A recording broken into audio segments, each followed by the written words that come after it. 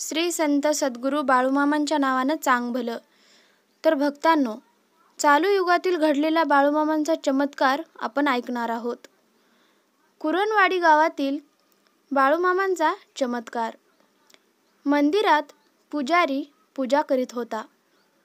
त्याला बाळूमामा म्हणाले, मी डोंगरगाव येथील एक अनोख्या मुलाचे रूप घेऊन जन्माला येईल आणि जे लोक धर्माचा नाश करतात त्याचा मी नाश करीन. जी व्यक्ती माझा संदेश माझ्या नावाने 20 व्यक्तींना हा संदेश पाठवेल त्याची 20 दिवसात मनोकामना पूर्ण करीन. पण जी व्यक्ती आज वाचून उद्या पाठवू असे 25 दिवस जाऊ देईन त्याचे नुकसान होईल. इतके म्हणून बाळूमामा 38 पावले जाऊन अदृश्य झाले. हे ऐकून सोमठाणे येथील एका माणसाने 20 जणांना पाठविले. त्याला बोलेरो गाडी लागली.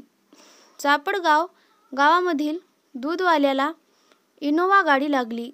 सोनगाव येथील एका टमटमवाल्यानं 15 जणांना पाठविले. त्याला स्वतःच्या घरात सोन्यानं मोहरांनी भरलेला हंडा सापडला. शिंगवे येथील एक बेरोजगार युवक हा संदेश पाठविण्याचा विचार करीत होता. शिंगवे येथील बेरोजगार युवक हा संदेश पाठविण्याचा विचार करू लागला. त्यालाही चांगली नोकरी लागली. तेव्हा त्याने 10 जणांना पाठविले.